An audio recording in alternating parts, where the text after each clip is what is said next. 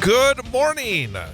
Beautiful start here in north central Wisconsin from our downtown Wausau studios on the corner of Washington Street and North 3rd Street. Currently sunny skies and 69 degrees. I'm Chad Holmes. It is hour number 2 of the Chad Holmes Show. Bull Falls Radio, 98.9 and 1230. Online at bullfallsradio.com, mobile devices and Alexa by searching WXCO, and on the Civic Media app. And again, you can also join us by going to facebook.com and checking out our video stream at facebook.com and the Bull Falls Radio page. Coming up in this hour at 9:34, we will be joined by the Secretary of State for the state of Wisconsin, Sarah Godlewski. A very interesting political career for Sarah Godlewski, and it's still very early, I think. She is somebody that was the state treasurer of the state of Wisconsin. She basically saved that office. Republicans were looking to eliminate the state treasurer's office, and she did a wonderful job there. Then she ran for the United States Senate a couple of years ago. She ran in the run-up to the Democratic primary, and was a very impressive candidate. Mandela Barnes eventually became the Democratic nominee for the Senate and lost in a very close election with Ron Johnson. But Sarah Godlewski was, again, I think a very good candidate 2 years ago in the state Senate race. And then after Doug LaFollette resigned his office as Secretary of State, Sarah Godlewski took that position about a year and a half ago. And it's another challenging position because the Secretary of State's office in the state of Wisconsin has been woefully underfunded. So I'm going to talk to Sarah Godlewski a little bit about her role as Secretary of State, how she's trying to build up that office and in a similar way, try to save it like she did the state treasurer's office, and then also talk about 2024. She is somebody that obviously ran for the United States Senate. We have a U.S. Senate race coming up between Tammy Baldwin and Hovde, and then also talk about maybe her thoughts on JD Vance getting the Republican vice presidential nomination yesterday announced by Donald Trump, and talk generally about election 2024 as well. So Sarah Godlewski coming up at 9:34 this morning here on the program. Again, if you missed the first hour of the show, we will have that put up as a podcast at the end of this show. And if you missed any of our previous editions of the Chad Holmes Show, you're able to go back and listen as a podcast every hour. And in the first hour, we started things off with Chad Daly from the Marathon County Public Library. Normally, Chad is with us at this time, but he has to get off to the Hatley branch to help out over there early this morning. So we brought him in an hour early to find out what's happening at the Marathon County Public Library, the main branch and the branches around the county as well. We were joined by meteorologist Brittany Merlot talking about what looks to be an outstanding week weather-wise. And also we had a chance to talk to Koo Lee, and again from AANH, PI for Biden, and also a member of the Green Bay School Board. So, again, we had a very busy first hour. If you missed it, you'll be able to tune in on bullfallsradio.com, at civicmedia.us, on the show page, and wherever you get your podcasts. Wherever you get your podcasts, just search out Chad Holmes Show, and you'll be able to listen to that hour and all the hours wherever you get your podcasts. So, again, also one quick note before we move any further. If you go to civicmedia.us, there's a special page, right? You can click on the front page of civicmedia.us, all the news and the activities going on at the Republican National Convention. And again, Civic Media down there, lots of folks covering it for Civic Media, and anything that's happening, you can go to the special Republican National Convention page at civicmedia.us. So check that out. A lot of interesting stuff there as well. Before we go any further, need to say good morning and hello to our in-studio engineer and producer, Ian Welsh. Ian, good morning. Good morning, Chad. Coming up later in the hour, after we talk to Sarah Godlewski, we'll have our daily history lesson. We'll talk about some famous events that occurred on this date in history. We'll talk about some celebrity birthdays, some special days to be acknowledged. And then, as we do each and every day, we will wrap up with the number of the day quiz. And right now, talk about somebody that is red hot. You are red hot right now. Going back to last week. Last week, you were 4 or 5. Yes, I was. You got a big W yesterday. You're 1 for 1. So you're 5 of your last 6. You're looking to get a win today. So that if you got a win today, that would mean that you would already have a winning week because, again, we give you 3 choices every day. If you get 2 out of 5, that's 40%. Based on the math, you get 3 choices, you should get 1 out of 3. Yeah. So that's 33%. So if you get 2 out of 5 for the week, you're above 33%. It's a big W. But now, after a good start, you set a record last week with 4 out of 5. Yes, I did. So let's try to set another record this week, right? Absolutely. The hardest thing will be to improve on the 4 out of 5 record. 'Cause the only thing to do with that would be a 5 out of 5. But that would mean, I could do it. It is possible, but I just have to make sure that I stay on top of my game. Absolutely. Absolutely, indeed. So, we will look forward to that. I know last night was the first night that you had a official rehearsal for your next show. Again, what's your next show? I am going to be involved in the Shakespeare play, the Taming Hovde Shrew. And that's a Shakespeare in the Park experience with the River and Woods Theater Company. Shows will be at Stewart Park in Wausau, August 15th, 16th, and 17th. And also there's a cast of children doing Midsummer's Night's Dream, correct? That's right. River and Woods is doing Shakespeare in the Park, and they have 2 shows. They have a show for kids in the afternoon. That's A Midsummer Night's Dream. And the evening show for adults, The Taming of the Shrew, will be in the later evening. So I believe they'll both be on the same day. So fantastic. A lot of great Shakespeare coming up in mid-August. But last night, the first rehearsal, how did it go?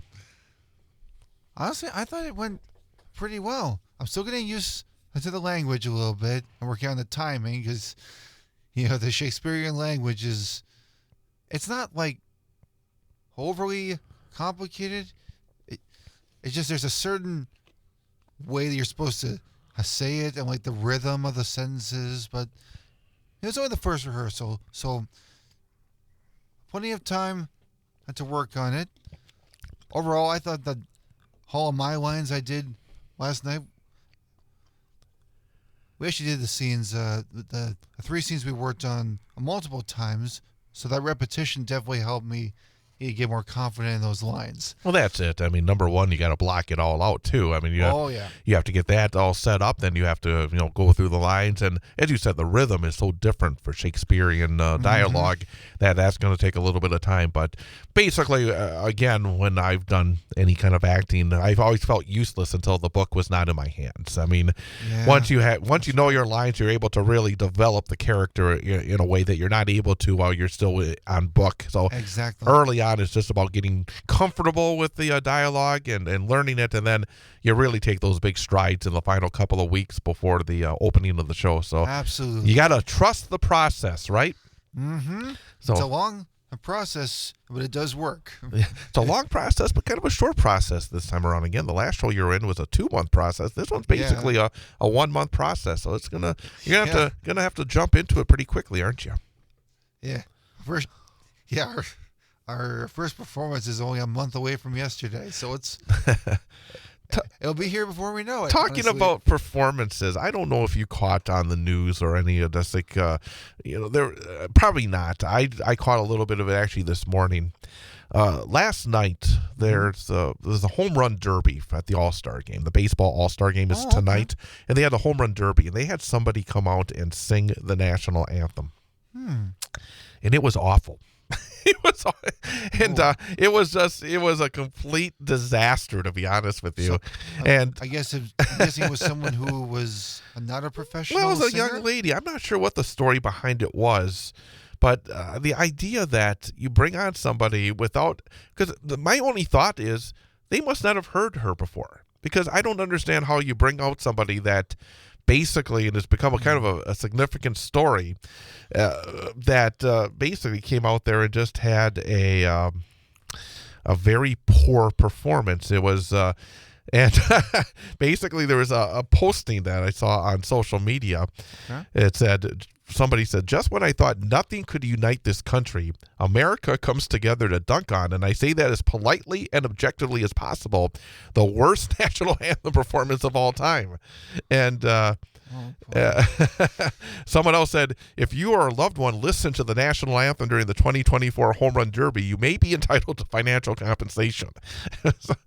I just feel bad for this girl who had to sing it, because it's probably very embarrassing for her too. I guess so, but I don't know exactly what happened. But again, you're exactly right. The person who did it is not the one you would blame for the problem. Well, no, it's the person exactly the people who asked her to. It's like, okay, so you should have had a questioning process. It's like, all right, are you a singer? Did you take voice lessons? Like. You should at least have a practice singing. Like, have her sing the song a couple of times and see how she sounds. You shouldn't just throw her into the deep end and expect it to be perfect. But I will say this: apparently, the young woman's name is Ingrid Andress, and I'm not somebody that is a country music fan, but apparently this person is a 4-time Grammy nominee. So apparently this is some sort of professional, and. Okay. But it was not good. And the thing about it is the national anthem is not easy. It's not an easy song. You have to be, I think, simple. Because when you try to add different layers to it, it gets off track. It loses its meaning a little bit. This gets off track. Yeah. But I guess if you haven't heard it, you'll be able to find it. Maybe take a listen to it if you dare. I'll probably listen to it, and then we can talk more about it tomorrow. There you go. The time is 9:18. Chad Holmes Show, Bull Falls Radio, 98.9 and 1230.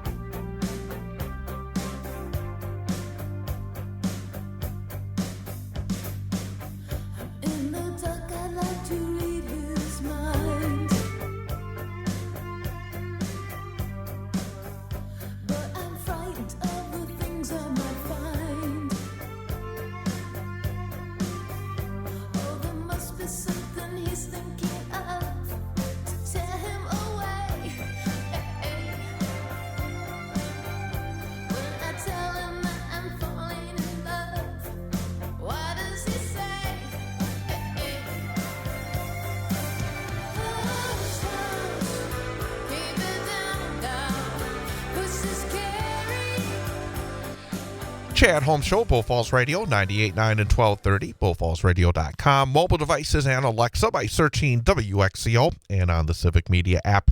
Time is 9:21 here on this beautiful Tuesday morning, which it's not Thursday yet. It's only Tuesday. Tuesday morning, again, sunny skies, 69 degrees here in downtown Wausau. Coming up in about 13 minutes or so, we'll be joined by Wisconsin Secretary of State, Sarah Godlewski. But a little bit of sports here. The Wausau I keep saying Wisconsin Woodchucks. It's Wausau Woodchucks because, again, for people that know the Woodchucks history, they started off as the Wausau Woodchucks.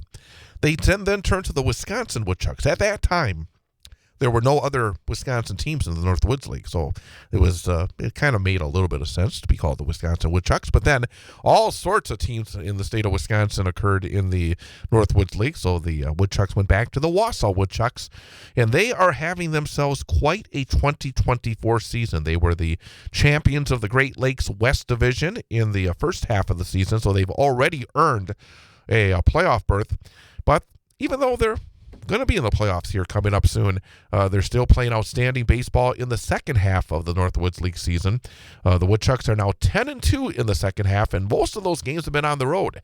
In fact, last night was the first game at Athletic Park in Wausau in 8 days for the Wausau Woodchucks, and they beat the Green Bay Rockers by a score of 12-4. And that earned a split for the Woodchucks. They had lost in Green Bay the previous night, but again, 10-2 so far. And Adiel Melendez went 3 innings, striking out 3, allowing 2 runs. The Chucks are now 8-0 when Melendez pitches. The Woodchucks, whose offense has been just red hot, they got to work very, very quickly. They would score twice in the first inning and basically taking a lead they would not be threatened with for the rest of the game. So the Woodchucks will be on the road tonight. So a 1-game homestand. They were back home for 1 day.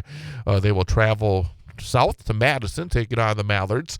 But they will be back for a twin bill tomorrow. If you're a baseball fan, can head on over to Athletic Park tomorrow as the Woodchucks will take on the Madison Mallards in a pair of games. Both the games tomorrow will be 7 innings. Game number 1 will start at 5:05. And the first 500 fans who attend game number 1 tomorrow will receive a complimentary baseball courtesy of the Medical College of Wisconsin.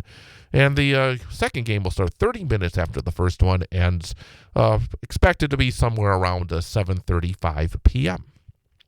Also last night in the Northwoods League, the Wisconsin Rapids Rafters, who are trying to earn their way into the playoffs, they need to win the second half of the season in the Great Lakes West. They are now 7-6. They are 3.5 games behind the Woodchucks in the standings. They defeated Kalamazoo last night by a score of 7-6. Also, the Major League Baseball All-Star Game is tonight, and a former Milwaukee Brewer will be the starting pitcher for the American League All-Stars. Corbin Burns, who, of course, the Brewers traded during the offseason. He's had himself a very good season in Baltimore. Burns is 9-4 with a 2.93 earned run average. He will get the ball to start things off down in Arlington, Texas in tonight's All-Star Game. The National League will be pitching one of the breakout stars of the 2024 seasons, Paul Skeens of the Pittsburgh Pirates. He was not even with the Pirates to start off the year. He did not make his Major League debut until May 11th, but he has been incredible so far. He is 6-0, has a 1.90 earned run average in 11 starts. In fact, his last start came in Milwaukee late last week. He went 7 no-hit innings against the Brewers. He got pulled with a no-hitter. That always annoys me. It annoys me big time that pitcher gets lifted with a no-hitter. But Skeens has been just amazing. He is a sensational rookie, and he will be the National League starter tonight as a rookie. Brewers have a couple of all-star starters. Christian Yelich will be starting in the outfield, and William Contreras will start at catcher for the Brewers, for the National League from the Milwaukee Brewers. So, again, the Brewers have had an outstanding first half of the baseball season, and they are being rewarded with a couple of starters. Major League Baseball All-Star Game tonight in Arlington, Texas, just after 7 o'clock, and you can see the game on the Fox television network. So you got the Republican National Convention, you got the Major League Baseball All-Star Game. I have to admit that I have not watched many All-Star Games recently because I'm not a big fan of exhibition games. And also, one thing about the Major League Baseball All-Star Game in recent years that has annoyed me big time is it used to be really cool, I thought, because all the All-Stars would wear their team's uniforms. So you would have a game where everybody is out there in their own uniforms. Okay. So the Brewers would wear their, if you're the home team, you'd wear the home uniforms, the Cubs and the Cardinals and whoever else would. And it was really cool. But the last number of years, they've gone to these really lame uniforms, American League and National League. Mm-hmm. And the reason they're doing it is because of money.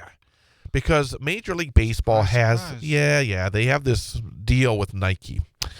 And they have these special All-Star Game uniforms. And they used to be special All-Star Game uniforms that would only be used during the Home Run Derby and during the, basically the run-up to the game. Mm-hmm. But then when the game itself occurred, the teams would be in their normal uniforms. And I always found it to be very cool to see all the teams of Major League Baseball represented in their own uniforms and do it that way.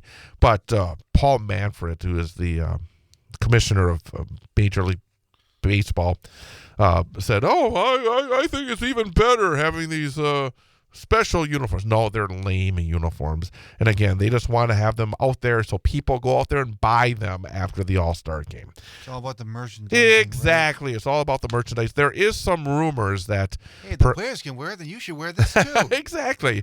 And that's why they have special uniforms during the course of the year. And it's all about the money. But rumor has it that perhaps within the next year or two, that Major League Baseball will go back to the old way of having the players in the All-Star game wear their normal uniforms, and again have this kaleidoscope of different uniforms, which I found to always be very cool and very, very fun for the All-Star game. It's not too late for them to go back. Yes, it's not too late to say, no, this mistake should be corrected. Coming up, news, weather, and sports. Yep, we have information updates at the top and bottom of every hour. We're going to find out what's happening down at the Republican National Convention, get all the latest news nationally and internationally from CBS. Terry Bell, who is at the RNC, will have a civic media statewide news update. Brittany Merlot will have our local news and weather, and Mike Clemens will have the latest in sports. So again, all the information you need at the top and bottom of every hour. And then after that, we will be joined at 9:34 by the Secretary of State of the state of Wisconsin, Sarah Godlewski. So Sarah Godlewski coming up next. Chad Holmes Show, Bull Falls Radio, 98.9 and 1230.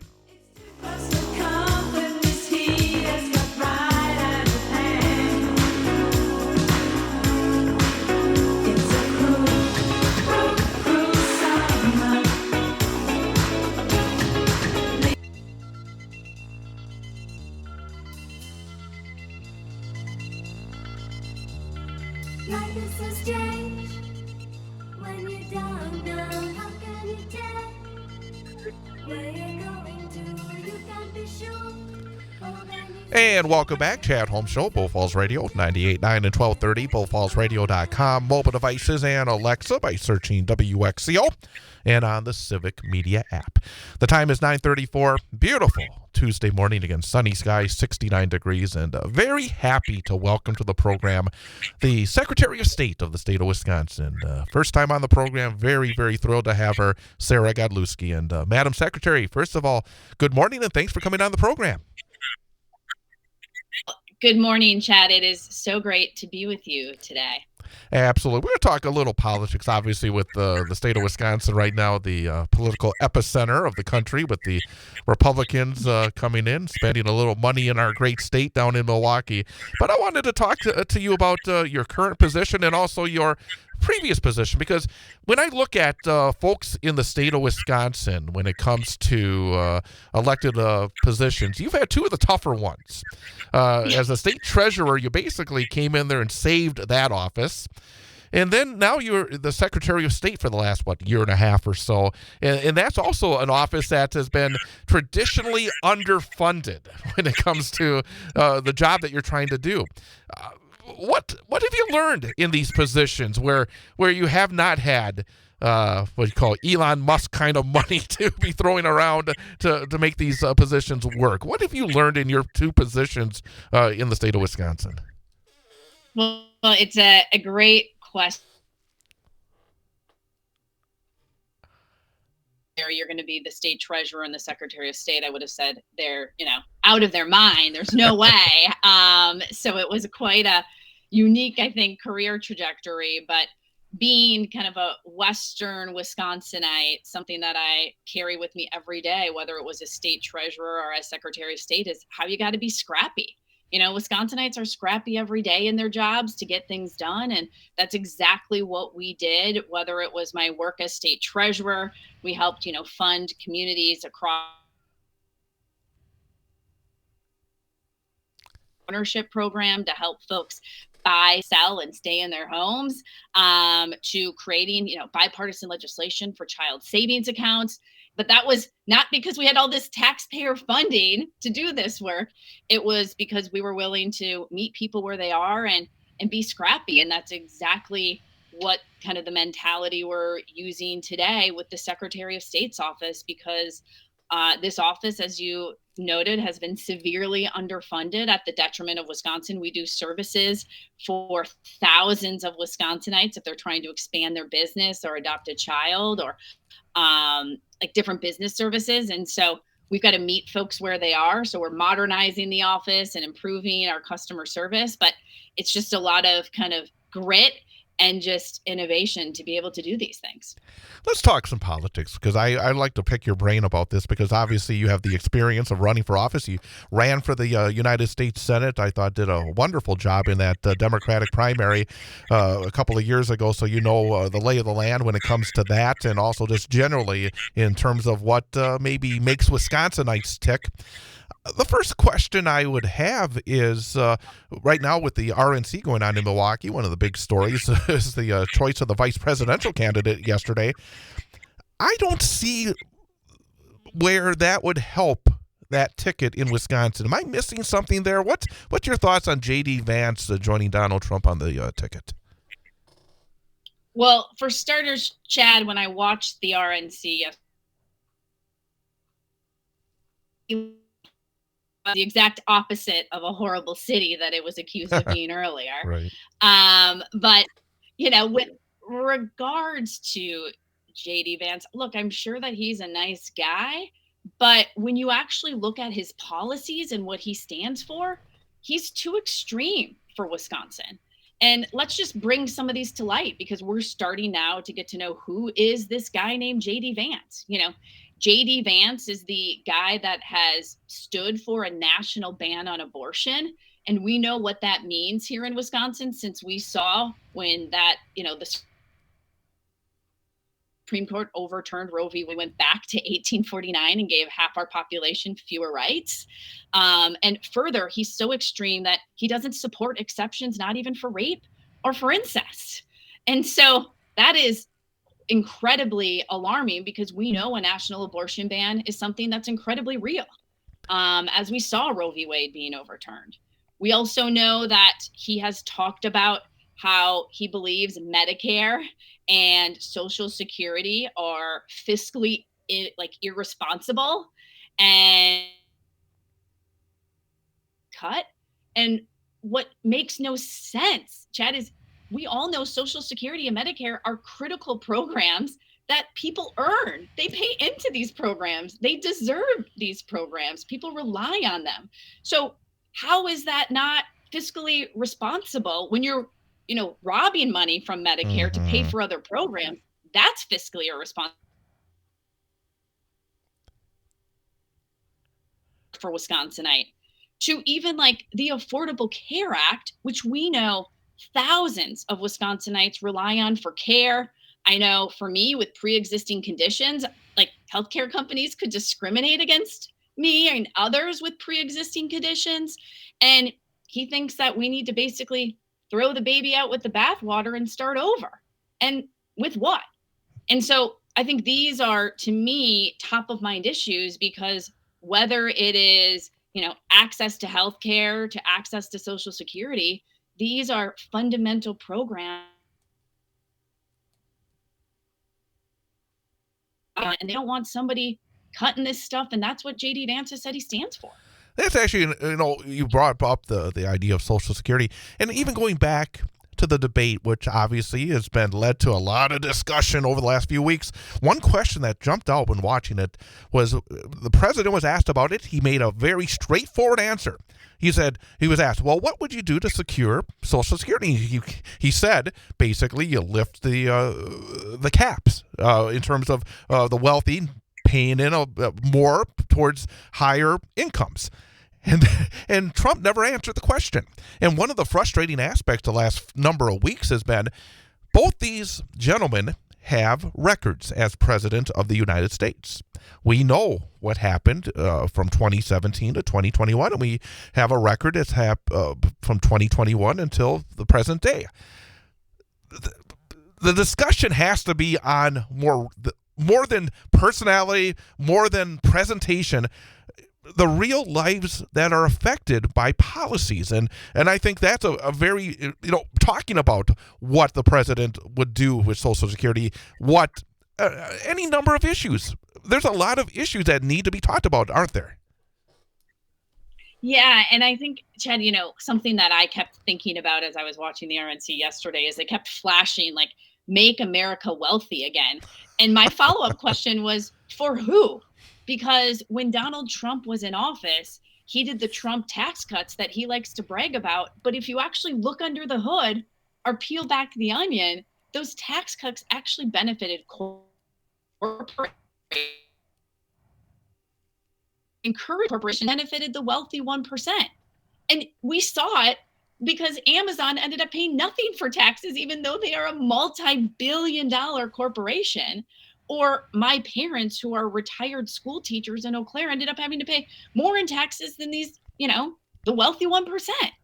And so this is, I think, we have to start asking, like, what did we get when we had Donald Trump in office? And to me, tax cuts that are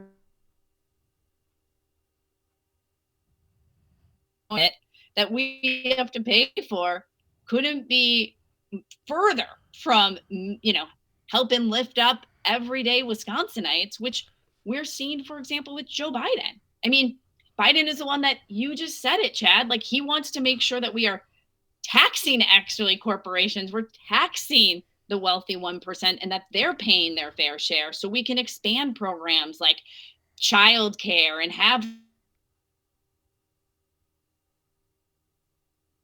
So look, Joe Biden stood up to big pharma and finally cut the cost of prescription drugs. I mean, the fact that we were paying more than Canada and Europe and it's produced in the US, we're the ones that often pay the research and development of these drugs, but then we're still paying more than anybody else. It's ridiculous. And so when you look at these records of what these presidents have done, it's really clear that Joe Biden has been stepping up for, working Wisconsin folks and helping to try.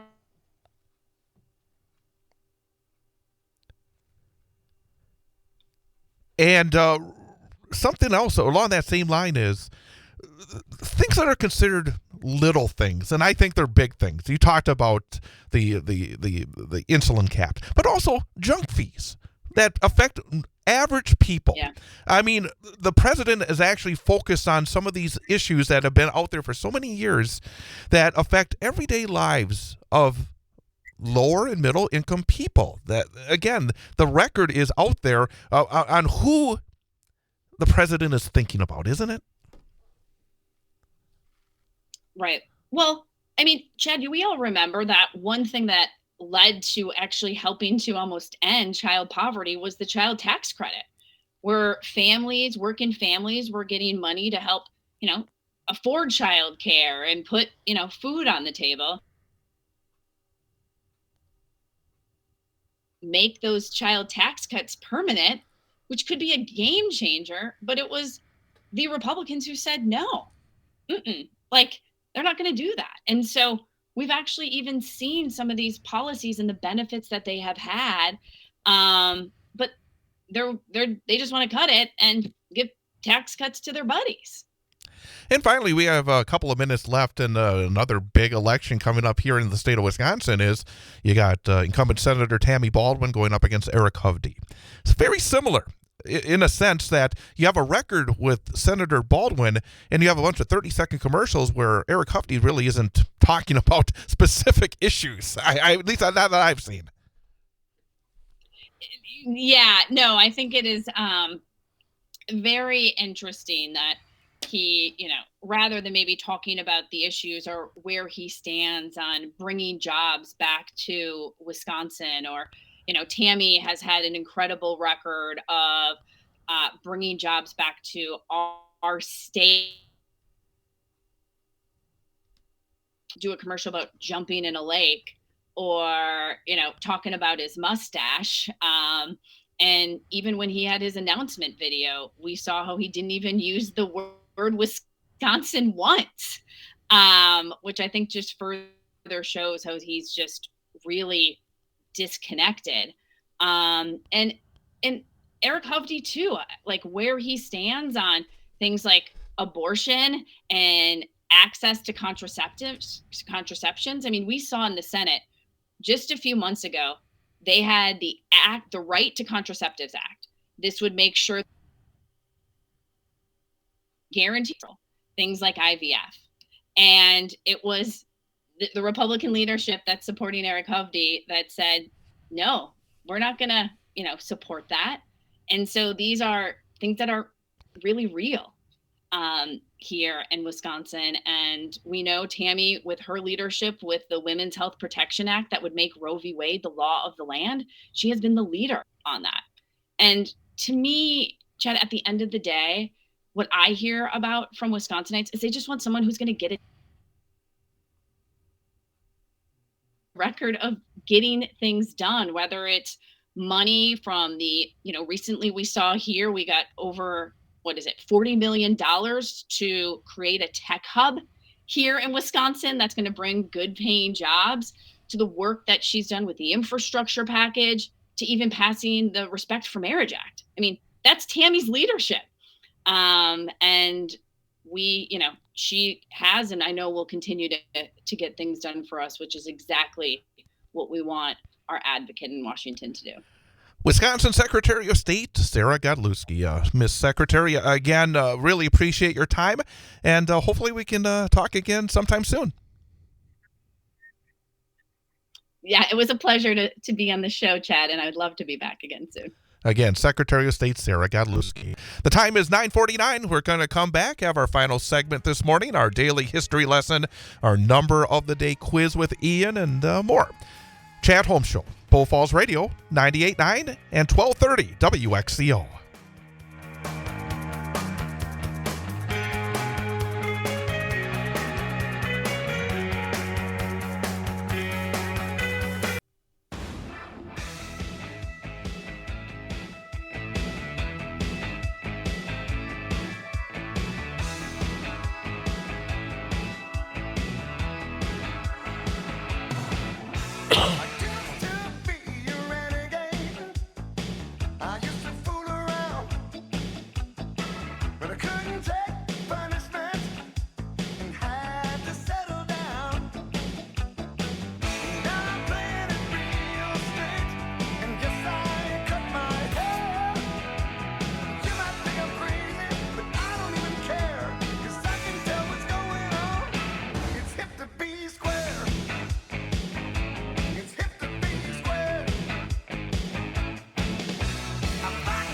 And good morning again. Time is 9:51. Welcome back. Chad Holmes with you, Bull Falls Radio, 98.9 and 1230, bullfallsradio.com. Mobile devices and Alexa by searching WXCO and on the Civic Media app. Tuesday, July 16th, 2024 is day number 198 of this year. There are 168 days remaining in 2024, and a number of famous events have occurred on this date in history.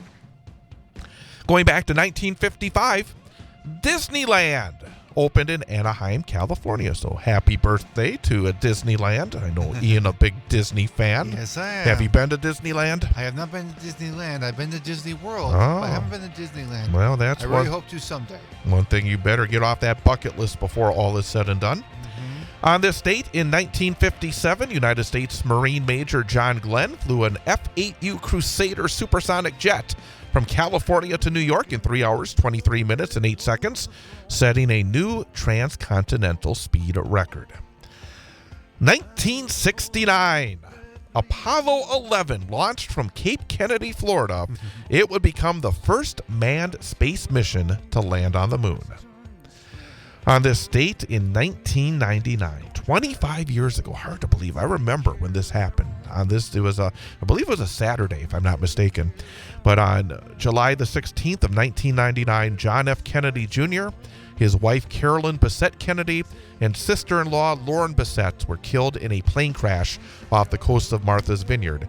The Piper Saratoga aircraft was piloted by Kennedy. On this date, 20 years ago today, 2004, Martha Stewart was sentenced to 5 months in prison and 5 months of home confinement by a federal judge for lying about a stock sale. On this date, in 2017, the BBC announced its first ever female Doctor Who would be played by Jodie Whittaker. On this date, in 2018, Donald Trump appeared to accept the word of Russian President Vladimir Putin over U.S. intelligence services about Russian meddling in the 2016 election. Keep that in mind, folks. Some famous people are celebrating their birthdays today. Reuben Blades turned 76.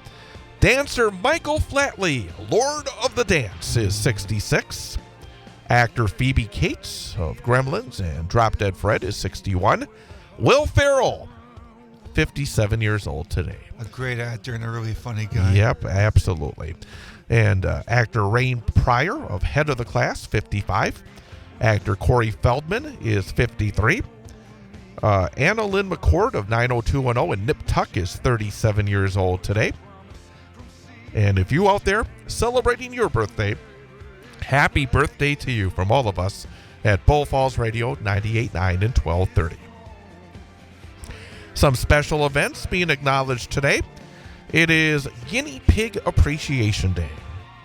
It is Corn Fritter Day. It is Fresh Spinach Day. It is Personal Chef Day. It is Cherry Day. And World Snake Day. So, remember in our old building one day, right by my office, found a snake scurrying right by the door. That was not a good day. Very happy to be out of the old building and see a snake or two from time to time. But today, World Snake Day. That'd be pretty scary. Pretty annoying, actually, more than anything else. True. All right. It is time. What? It is time for the number for the day and our number for the day quiz. And if you've not been with us before, every day at this point, we give Ian Welsh a quiz on our number for the day. We give him 3 choices. So based on the math, he should get 1 out of 3 correct. So every week, the goal is to get at least 33% correct. Yes. And normally we have a 5-day week. So that means if you get 1 out of 5, that's 20%. That would not be a winning week. But if you get 2 out of 5, that would be 40%. So that would be a winning week. And last week was a huge winning week with 4 out of 5. And Ian got the correct answer yesterday for our number for the day quiz. So he is 1 for 1 this week. So a chance right now to earn a winning week already if he gets it right today. Indeed. All right. Our number for the day. The average number of viewers of an American Cornhole League tournament across various ESPN broadcasts. So how many viewers on average does ESPN get for American Cornhole League tournament coverage? Okay. Is the correct answer 50,000? Is the correct answer 500,000? Is the correct answer 5 million? So is it 50,000, 500,000, or 5 million? The average number of viewers of an American Cornhole League tournament across the various ESPN broadcasts. Oh, that's kind of a tough one because I don't really watch cornhole on ESPN that much, but I know what cornhole is. But okay, 50,000, 500,000, or was it 5 million the last one? Yep, 50,000, 500,000, and 5 million. Okay, this might be a little tricky.